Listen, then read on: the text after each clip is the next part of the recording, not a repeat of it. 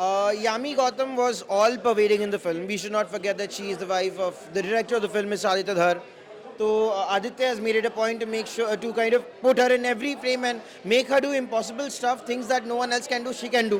कि ये फिल्म हर ऑडियंस के लिए नहीं बनी है, इसका स्पेसिफिक ऑडियंस है, जैसे कि क्लास ऑडियंस, वो भी निजी क्लास है, ऐसा नहीं कि हर एक कोई class audience will enjoy this film, but of course एक बार आप चांस दे सकते हैं। देखने के बाद ये भी लगा कि देश की बहुत सारी एक्ट्रेसेस क्या कर रही हैं, रोमांस और तमाम चीज़ों से हटकर अगर यामी गौतम की तारीफ की जाए, इट्स रियली अ थिंग जो शायद आजकल की बहुत सारी एक्ट्रेसेस को सोचना चाहिए कि किस तरीके की फिल्म्स करनी चाहिए। जी मुझे फिल्म बहुत अच्छी लगी और मुझे ऐसा लग रहा है कि the film should be watched by people all and sundry rather. Yami Gautam was all pervading in the film. We should not forget that she is the wife of the director of the film, is Aditya Dhar. So Aditya has made it a point to make sure to kind of put her in every frame and make her do impossible stuff, things that no one else can do, she can do in the film. So that's a good thing. But that's that. But she's a wonderful, wonderful actress. She's done a very good job in the film. The director of the film literally had tried to kind of uplift her to the position of Kangana Ranaut, where everything is done by herself, which is a little too far-fetched. पर मुझे लगता है whatever she has done in the film, it is believable, credible, nice and very nicely done. Expressions, उनके जो dialogue delivery का throw है and all of that, where she's angry, she's getting impatient and all of that, wonderfully done. And I'd say that what compliment should go to the director for making her extracting such a wonderful performance from her. Of course, I'm aware of it. This is perhaps again, this never quite happens quite often, where the Prime Minister of a country is talking about a film in a public rally in Jammu and Kashmir, a film that is based on Jammu and Kashmir. But again, this is a part and parcel of politics, and Mr. Narendra Modi, our Prime Minister, has really, he has got the game in his fingertips. So he knows how to play with emotions. So it's pretty good, I'd say. And as far as the film is concerned, I think lopsided hai, thoda sa lopsided hai, but then not too much, because it's a fact. Whatever has been shown is a fact. Article 370 posed a huge problem, which is a fact. Today now the fact that it's not there, it is again a very good thing. आज हम जाके कश्मीर में land खरीद सकते हैं, वहाँ की लड़कियों से शादी कर सकते हैं, वहाँ की लड़की अगर शादी करेगी तो पैसा कम नहीं होगा. All of that has been abrogated, which is a very good thing.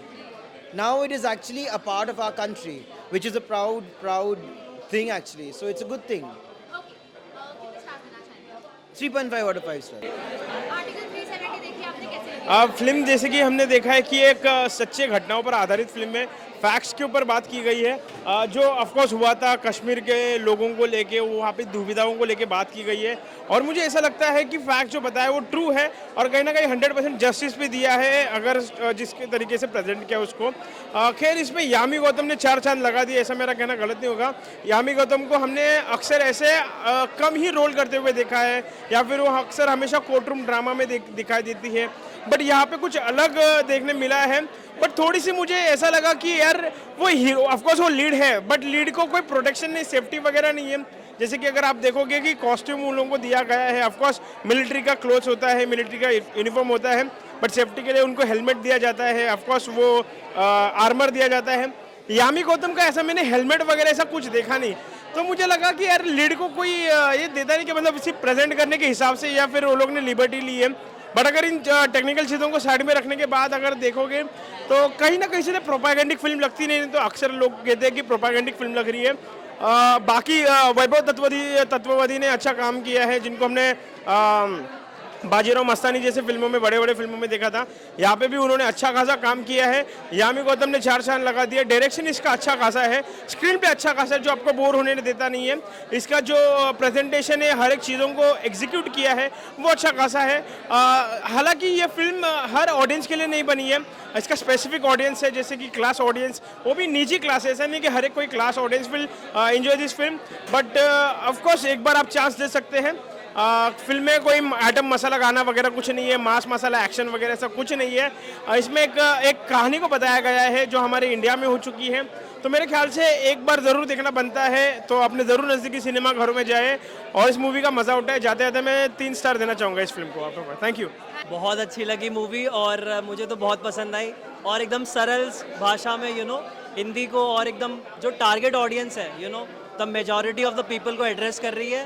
और बहुत ही सरल भाषा में आपको एकदम बहुत अच्छे तरीके से समझ आ जाएगा कि इशू क्या था और कैसे उन्होंने बैटल किया उस चीज़ को लेकर। तो आर्टिकल 370 आपको ज़रूर देखनी है और कल 23 तारीख को रिलीज़ हो रही है 99 रुपीज़ में। तो फर्स्ट डे फर्स्ट शो बनता है, मैं तो ये रिकमेंड करूँगा। अरुण गोविल जी की performance, the way he has portrayed Modi ji, काफ़ी सटल, काफ़ी नेचुरल। उन्होंने अपना एक जो हार्ट एंड सोल एक टच है, उनका जो एक्सेंट है वो जाने नहीं दिया, तो मुझे बहुत अच्छा लगा। और प्लस अमित शाह जी की जो एक्टिंग थी वो भी स्टैंड आउट करती है परफॉर्मेंस में। बाकी यामी गौतम तो हेड्स ऑफ, वो तो है ही लवली।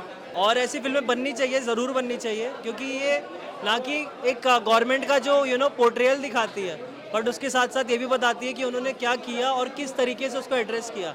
क्योंकि हमें राज्यसभा में क्या हुआ हमें तो नो आइडिया, हम तो अपना ही मुंबई में रहने वाले लोगों को तो क्या ही पता होगा, बाकी देश के भी लोगों को क्या ही पता होगा कि उस टाइम शटडाउन हुआ था, नेट शटडाउन था, सैटेलाइट से खाली कम्युनिकेट कर पा रहे थे, बाकी सारी चीज़ें बंद थी। तो उन्होंने उस टाइम पे कैसे एड्रेस किया होगा चीज़ों को, किसी को कोई आइडिया नहीं।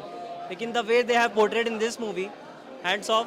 और आदित्य धर, लोकेश धर जो प्रोड्यूसर है मूवी के, तो उनको थैंक्स कहना चाहूँगा। The way they have showed it and the way have performed the whole narrative, it's amazing.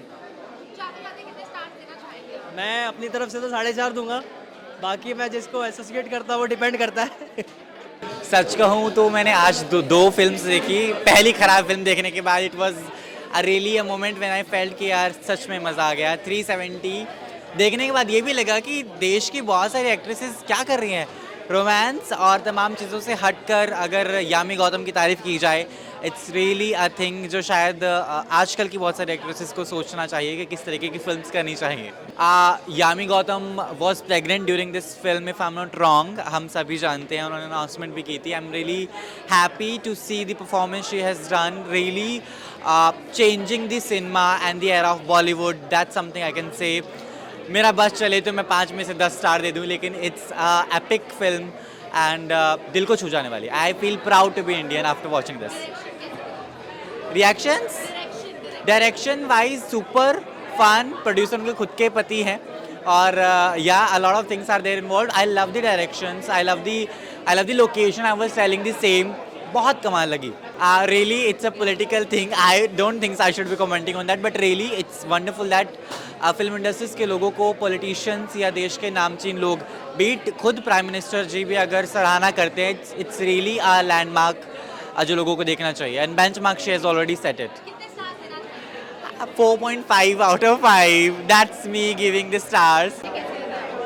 Article 370 मुझे लगता है बहुत ही आउटस्टैंडिंग फिल्म बनाई है। इस फिल्म के ज़रिए कहीं ना कहीं हर हिंदुस्तानी को पता चलेगा कि आर्टिकल 370 किस तरह से हटाया गया, किस तरह की स्ट्रैटेजी थी, और बहुत ही खूबसूरत तरीके से इसको सिनेमा के रुपीले पर्दे पे दिखाया गया। मैं यहाँ पे वाकई में तारीफ़ करना चाहूँगा नरेंद्र मोदी जी की, जिन्होंने बहुत ही उम्दा कदम लिया है आर्टिकल 370 को हटाकर। जो अब तक 70 सालों में कोई सरकार नहीं कर पाई थी, वो नरेंद्र मोदी जी ने बहुत ही दिमाग से, बहुत ही इंटेलिजेंट तरीके से, बहुत ही खूबसूरत तरीके से हटाया। फिल्म को देखने के बाद मुझे लगता है कि 2024 का चुनाव होगा, पूरी तरह से भारतीय जनता पार्टी को फ़ायदा होगा। कहीं ना कहीं जो हिंदुस्तानियों का झुकाव है, ये फिल्म देखने के बाद बीजेपी की ओर जाता हुआ नज़र आएगा, मुझे ऐसा लगता है।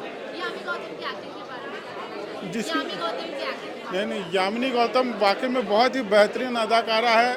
मुझे जहाँ तक का पता है वो प्रेग्नेंट थी, इसके बावजूद जो जिस तरह का रोल उन्होंने परफॉर्म किया, वाकई में बहुत ही तारीफ़ काबिल रोल है उनका। और ये फिल्म कहीं ना कहीं यामिनी गौतम को हमेशा उनकी कैरियर की एक नील का पत्थर साबित होगी। मैं फिल्म को 4.5 स्टार देना चाहूँगा। मतलब ठीक थी फिल्म, मतलब एक अगर आप सिनेमा के तौर से अगर देखोगे तो एक सेटिस्फाइंग एक्सपीरियंस है। हालांकि हमको पता है कि ट्रू इवेंट से इंस्पायर्ड है, लेकिन जब आप कोई मेन स्ट्रीम फिल्म बनाते हो, मेन स्ट्रीम फिल्म मेकिंग में, तो उसमें थोड़ा बहुत आपको वो एलिमेंट्स ऐड करने पड़ते हैं, क्योंकि एट द एंड हर किसी को अपना घर चलाना होता है। तो उस हिसाब से अगर देखा जाए, अगर इसको सिनेमा की तरह से देखा जाए, तो एक सेटिस्फाइंग एक्सपीरियंस है। क्योंकि 370 ये एक या दो लोग की कहानी नहीं है, ये मतलब पूरे ग्रुप, पूरे देश की कहानी है और एक नेशनल टॉपिक है। तो उस हिसाब से मतलब अगर आपको इन डिटेल जानना है कि क्या हुआ था, कि अगर आपको रिसर्च करना है उस चीज़ पे, तो ये फिल्म मतलब आपके लिए एक परफेक्ट चॉइस है। देखिए, यामी गौतम को हम पहली बार नहीं देख रहे हैं किसी वुमेन सेंट्रिक रोल में, वुमेन सेंट्रिक फिल्म में। जैसे हमने लॉस्ट में देखा, उसमें उन्होंने जर्नलिस्ट का रोल प्ले किया था, अर्थ हस्टे में एक टीचर वगैरह का रोल। तो यामी गौतम एक पावरफुल एक्ट्रेस रही है। बाला की बात करो या कोई उरी की बात करो, कोई भी फिल्म की आप बात करो, तो उन्होंने तो अपने रोल को बखूबी से निभाया ही है। लेकिन बाकी की जो एक यूनिट है, जैसे किरण जी जिन्होंने अमित शाह का रोल प्ले किया है, मतलब उनके कैरेक्टर को लोग सबसे ज़्यादा पसंद करेंगे, सबसे ज़्यादा चाहेंगे, क्योंकि एक जो एक्चुअल जो माहौल बना फिल्म का, वो उन्होंने ही बनाया। मतलब मैं भी जहाँ बैठा था तो सबसे ज़्यादा हूटिंग उनकी एंट्री पे हुई हालांकि। और जो फिल्म देखिए 160 मिनट की, 2 घंटा 40 मिनट की है फिल्म। थोड़ी लॉन्ग, थोड़ी ड्रैग लगती है कहीं ना कहीं, लेकिन कुछ कुछ सीन्स ऐसे हैं कि जो मतलब आपको अगर इंटरेस्ट जा रहा है, आप बोर हो रहे हो, तो कोई ऐसा सीन आ जाता है जो आपका इंटरेस्ट वापस से जगाएगा। तो जो ड्यूरेशन है, मतलब उससे मुझे थोड़ी शिकायत थी, लेकिन आखिरी के जो 40-45 मिनट है उसने पूरा एक अलग ही माहौल बनाया और मतलब सभी एक्टर्स ने अच्छी खासी एक्टिंग की है। देखिए, मैं इस फिल्म को कोई स्टार नहीं दूंगा, क्योंकि ये एक या दो लोग की कहानी नहीं है, हमारी नॉर्मल फिल्म नहीं है। ये एक मतलब एक नेशनल टॉपिक पे है और ऐसी है कि हर कोई इसको अलग अलग तरीके से एडेप्ट करेगा, एक्सेप्ट करेगा। तो मतलब आप जाइए, इसको एज अ मेयर फिल्म देखिए और वैसे आपके व्यूज एक्सप्रेस।